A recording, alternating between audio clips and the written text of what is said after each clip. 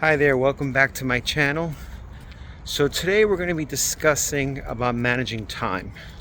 Thinking about basically how I could be able to use time to my advantage when I work in the gig economy. So basically what I do is I plan my entire week out completely by managing work-life balance. Now remember, everything in the gig economy, especially when you're doing deliveries, is you have to be able to have maximum time exposure on the road. What that basically means is you want to be able to put enough time on the road for the levels of uncertainty that you're going to encounter, and trust me, they're going to be out there. Sometimes the app messing up, sometimes you're going to have issues with customers and finding their homes, or sometimes the store is going to be slow and you will have these dead time patterns in between. What you want to do is you want to be able to make sure that you put enough maximum exposure in the market.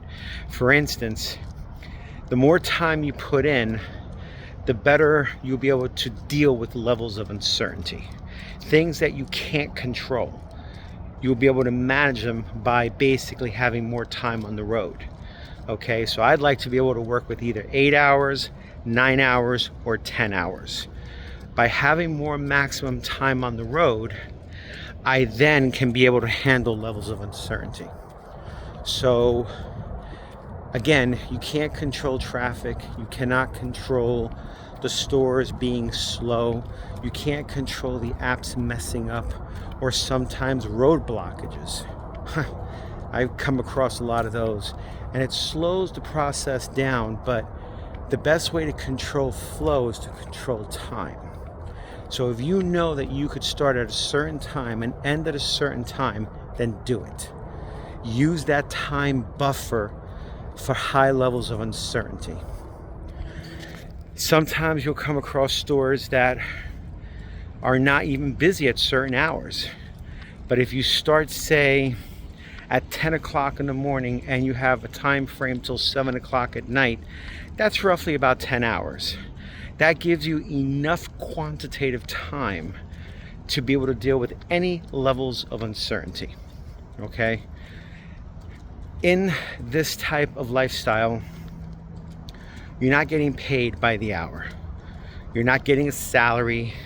You're not getting an hourly rate. You're getting paid on performance. So the better your maximum amount of time on the road is there for you, the better the pay you'll be able to make. Okay? This helps you to deal with anything that could possibly happen on the road. Sorry if I keep moving back and forth like this. It's just, I don't have one of those sticks that you can actually use. So this is probably the most innovative way that I can actually do it, at least for now. I'm starting out my channel, so I know I'm going to get better with it over time. That's for sure. So, yes, time is important. Always use your time wisely, whether you're doing DoorDash, whether you're using Grubhub, or whether you're using Walmart Sparks, or all three. Choose your market, you work your time, and you basically have all three apps on at full strength. This way you're really maximizing the time and the market that you're working in. Sometimes days will flow. Sometimes they're not going to. And time, for me, is like an emotion. So when things are not going my own way in time, I sometimes get frustrated, or I sometimes get a little bit impatient. That's time wearing you down. But the best way to overcome that is to know how much time you're willing to trade to make a certain level of money. And the money is going to be unpredictable. I'm not going to lie to you. If you have a number in your head and you say you want to hit $200 a day, well, you better be out there working 10 hours in hopes that you'll be able to hit that number. Okay? Because you know that you can start at a certain time and you can end at a certain time, but you cannot control the flow of income.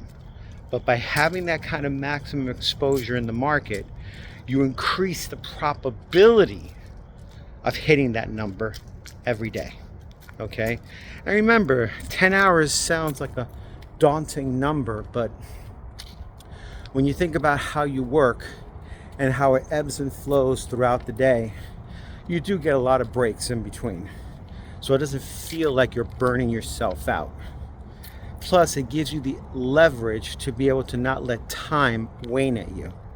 So this way you have that maximum exposure, working the market, working the apps the right way to make sure that you can make the most amount of money in that time frame that you work. And try it out. Choose certain days. Try to shoot for 40 hours a week. Do your best to see if you could do 10-hour days in 4 days and have 3 days off, like an Amazon schedule.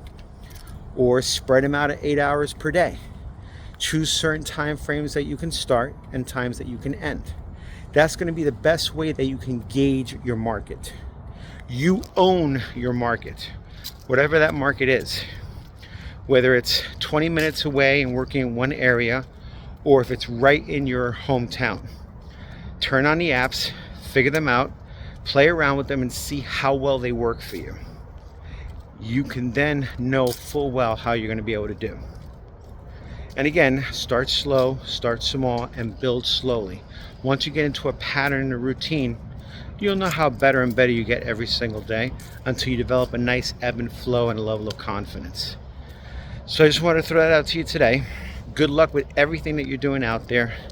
And if you have any comments, feel free to leave them down in the comments section. I'll definitely answer everything I possibly can for you, okay? Have a great day, and leave me 2 thumbs up and subscribe to my channel if you can. Have a great day.